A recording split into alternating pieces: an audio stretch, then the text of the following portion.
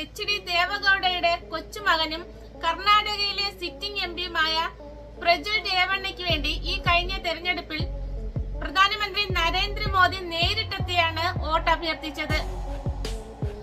ആ പ്രജ്വൽ രേവണ്ണയുടെ 3000-ഓളം പീഡന വീഡിയോകളാണ് ഈയിടെ ലീക്കായത്. 68 വയസ്സായ മുത്തശ്ശി വളരെ ക്രൂരമായി പീഡിപ്പിക്കുന്ന സമയത്ത് കാല് പിടിച്ച് അവർ അപേക്ഷിക്കുകയാണ്, എന്നെ ഉപദ്രവിക്കരുത്, നിന്റെ മുത്തശ്ശന് വരെ ഞാൻ ആഹാരം പാചകം ചെയ്ത് കൊടുത്തിട്ടുണ്ട്, അതുകൊണ്ട് എന്നെ ഒന്നും ചെയ്യരുതേ എന്ന് കരഞ്ഞ് കാല് പിടിക്കുന്നു. എന്നിട്ടും ഒരല്പം ദയവ് പോലും കാണിക്കാതെ അതിക്രൂരമായി പീഡിപ്പിക്കുന്നു. ഒപ്പം തന്റെ മൊബൈലിൽ വീഡിയോ എടുക്കുന്നു. ശേഷം അത് കണ്ടു രസിക്കുന്നു. പ്രജ്വലിന്റെ അച്ഛനും ഈ പ്രജ്വലും തങ്ങളുടെ വീട്ടിൽ വേലയ്ക്ക് നിന്ന അകന്ന ബന്ധുവായ അമ്മയും മകളെയും ഭീഷണിപ്പെടുത്തി അതിക്രൂരമായി പീഡിപ്പിക്കുന്നു, വീഡിയോ എടുക്കുന്നു. അങ്ങനെ 400 സ്ത്രീകളെ സ്ഥാനക്കയറ്റത്തിനും സ്ഥലം മാറ്റത്തിനും വേണ്ടി സഹായം അഭ്യർത്ഥിച്ച SI ഉൾപ്പെടെയുള്ള സർക്കാർ ഉദ്യോഗസ്ഥർ, വാർത്തകൾ ആദ്യം ലഭിക്കുന്നതിന് വേണ്ടി ബന്ധമുണ്ടാക്കിയ വാർത്താ മാധ്യമ പ്രവർത്തകർ, ഉറ്റ അനുയായികളുടെ ഭാര്യമാർ, രാഷ്ട്രീയ അനുഭാവികളായ സ്ത്രീകൾ, അമ്മയേക്കാൾ പ്രായമുള്ളവർ, വീട്ടുജോലിക്കാർ, അങ്ങനെ ഒത്തിരി സ്ത്രീകളെ എന്തെങ്കിലും ചെറിയ സഹായം നൽകും. അതിന്റെ പേരിൽ പിന്നീട് ഭീഷണിപ്പെടുത്തി തന്റെ ഫാം ഹൗസിൽ എത്തിക്കും. എന്നിട്ട് അവിടെ വെച്ച് തോക്ക് ചൂണ്ടിയും കത്തി കാണിച്ചും ക്രൂരമായി പീഡിപ്പിക്കും.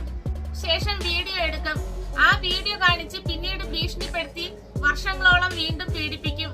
ഈ വീഡിയോകൾ പുറത്തിറങ്ങിയപ്പോൾ ഒരുപാട് സ്ത്രീകൾ അപമാന ഭാരത്താൽ പേടികൊണ്ടും തങ്ങളെ ജീവന് ആപത്താകും തങ്ങളുടെ എന്ന് ചിന്തിച്ചിട്ടും ഒളിവിലാണ് അവർ. അതിജീവിതങ്ങളെ കണ്ടെത്താനായി ഹെൽപ്പ് ലൈൻ തുടങ്ങിയിട്ടുണ്ട് പോലീസുകാർ. ഇന്ത്യ കണ്ട ഏറ്റവും വലിയ പീഡന പരമ്പരയാണിത്. സ്വതന്ത്ര ഇന്ത്യ കണ്ട ഏറ്റവും വലിയ പീഡന കേസായി മാറിയത് മുൻ പ്രധാനമന്ത്രി എച്ച്.ഡി. ദേവഗൌഡയുടെ മൂത്ത മകനും മുൻ മന്ത്രിയുമായ എച്ച്.ഡി. രേവണ്ണയുടെ 2 മക്കളിൽ മൂത്തയാളാണ് പ്രജ്വൽ രേവണ്ണ. പിതാവ് രേവണ്ണയ്ക്കെതിരെ ലൈംഗിക പീഡന കേസുണ്ട്.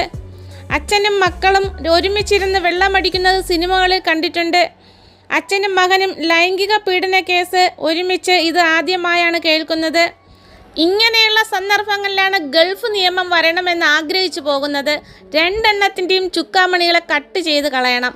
പീഡന വീഡിയോകൾ ക്യാമറയിൽ പകർത്തിയതും പ്രജ്വൽ രേവണ്ണ തന്നെയാണ്. പിന്നീട് കണ്ട് രസിക്കാനാണ് വീഡിയോ എടുത്ത് വച്ചതെന്ന് പ്രജ്വൽ രേവണ്ണ.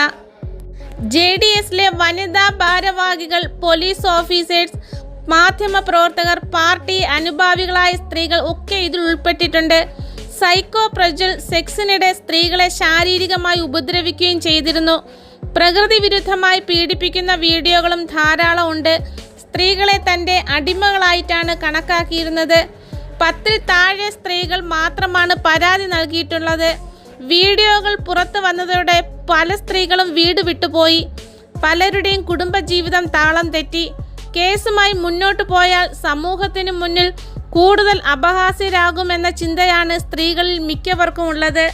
പ്രജ്വലിനെതിരെ കേസിന് പോയാൽ തങ്ങൾ ജയിക്കില്ല എന്നും ജീവന് തന്നെ ആപത്താകുമെന്നും കരുതുന്ന സ്ത്രീകളുമുണ്ട്.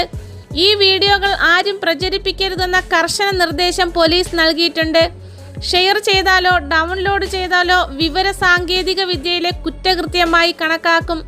കേസിനെ തുടർന്ന് കർണാടകയിലെ 1ാം ഘട്ട തിരഞ്ഞെടുപ്പിന് ശേഷം രാജ്യം വിട്ട പ്രജ്വൽ ഇതുവരെ തിരിച്ചെത്തിയിട്ടില്ല. ജർമ്മനിയിലേക്കാണ് കടന്നു കളഞ്ഞത്. പ്രജ്വൽ പീഡന കേസ് രാജ്യവ്യാപകമായി ചർച്ചയായതോടെ കർണാടകയിലെ BJPയും പ്രതിസന്ധിയിലാണ്. പ്രജ്വലിന് വോട്ട് തേടിയ നരേന്ദ്രമോദി മാപ്പ് പറയണമെന്ന് രാഹുൽ ഗാന്ധി ആവശ്യപ്പെട്ടു. വെറും ലൈംഗിക ആരോപണമല്ല, ലൈംഗിക പീഡനമാണ്. 400 സ്ത്രീകളെയാണ് ഉപദ്രവിച്ചിരിക്കുന്നത്. രാജ്യത്തിലെ അമ്മമാരോടും സഹോദരിമാരോടും പ്രധാനമന്ത്രി മാപ്പ് പറയണം എന്നും രാഹുൽ ഗാന്ധി ആവശ്യപ്പെട്ടു.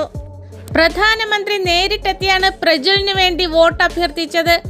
നാരി ശക്തിയെക്കുറിച്ച് വേദിയിൽ പ്രധാനമന്ത്രി വാചാലനായി. തെരഞ്ഞെടുപ്പിന്റെ തൊട്ട് തലേ ദിവസം തെരഞ്ഞെടുപ്പ് സ്ഥാനാർത്ഥിയുടെ പീഡന വീഡിയോകൾ പ്രചരിക്കാൻ തുടങ്ങി. പക്ഷേ മുഖ്യ എതിരാളി കോൺഗ്രസ് പോലും ആദ്യം അത് ഏറ്റെടുത്തില്ല. വോട്ടെടുപ്പ് കഴിഞ്ഞതോടെ കാര്യങ്ങൾ മാറിമറിഞ്ഞു. സംസ്ഥാന വനിതാ കമ്മീഷൻ അധ്യക്ഷയുടെ ആവശ്യപ്രകാരം സർക്കാർ അന്വേഷണത്തിന് ഉത്തരവിട്ടു. ആ സമയത്താണ് പ്രജ്വലിന്റെ വീട്ടുവേലക്കാരിയും അകന്ന ബന്ധുവുമായ 48-കാരി ഹസൻ പോലീസിന് പരാതി നൽകിയത്. പ്രജ്വലും അയാളുടെ പിതാവ് മുൻ പൊതുമരാമത്ത് മന്ത്രിയും നിലവിൽ MLAയുമായ HD രേവണ്ണയും തന്നെയും മകളെയും ക്രൂരമായി പീഡിപ്പിച്ചു എന്നാണ് പരാതി. 1.5 വർഷം മുമ്പ് തന്നെ പ്രജ്വലിന്റെ ലൈംഗികാതിക്രമങ്ങളെക്കുറിച്ച് സംസാരമുണ്ടായിരുന്നു. അന്നെല്ലാം കൃത്രിമമായി ഉണ്ടാക്കിയതാണ് ദൃശ്യങ്ങളെന്നാണ് പ്രജ്വൽ വിശദീകരിച്ചത്. ദേവഗൌഡയുടെ കുടുംബം എന്ത് പറഞ്ഞാലും വേദവാക്യമായി കരുതുന്ന പാർട്ടി ഇതും വേദവാക്യമായി വിശ്വസിച്ചു. ആ സമയത്ത് ഭയം കാരണം ഇരകളാരും പുറത്തു പറഞ്ഞില്ല. പക്ഷേ ഒരവസരത്തിനായി കാത്തിരിക്കുകയായിരുന്നു. തെരഞ്ഞെടുപ്പിന്റെ തലേ ദിവസം 8000-ലധികം പെൻഡ്രൈവുകൾ പ്രചരിച്ചെന്നാണ് കണക്ക്. പ്രജ്വലിന്റെ ക്രൂരതകൾ എല്ലാം ജനങ്ങളും കണ്ടു.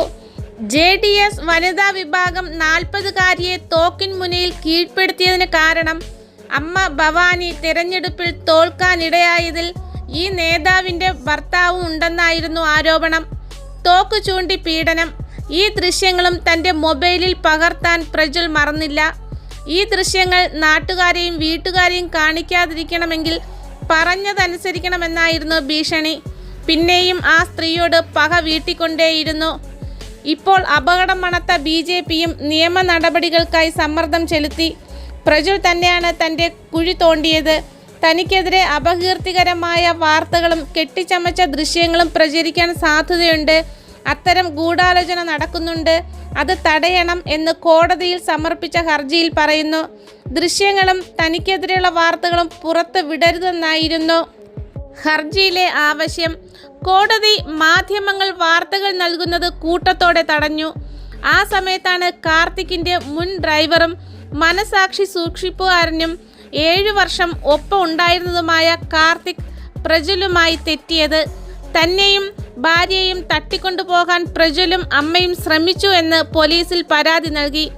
ഈ പരാതിയും പുറത്തു വന്ന ദൃശ്യങ്ങളും തമ്മിൽ ബന്ധമുണ്ടെന്നാണ് പറയപ്പെടുന്നത്.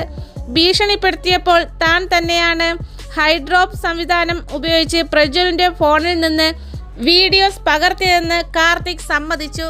ഈ കേസിന്റെ അന്വേഷണത്തിലാണ് ദൃശ്യങ്ങൾ കെട്ടിച്ചമച്ചതല്ല, എല്ലാ വീഡിയോകളും ഒറിജിനലാണെന്ന് തെളിഞ്ഞത്. എവിടെ സ്മൃതി ഇറാനിയൊക്കെ ഇക്കാര്യത്തിൽ പ്രതികരിച്ചൊന്നും കണ്ടില്ലല്ലോ. ഇത്രയും അധികം 400 സ്ത്രീകൾ അതിക്രൂരമായി പീഡനത്തിന് ഇരയായത്. അധികാരത്തിലിരിക്കുന്ന സ്മൃതി ഇറാനിയൊക്കെ പോലെയുള്ളവർ ഒരക്ഷരം ഇതിനെതിരെ മിണ്ടുന്നത് കണ്ടില്ല. സ്വന്തം പാർട്ടിയിലെ ആൾക്കാരായതുകൊണ്ടാവാം അല്ലേ?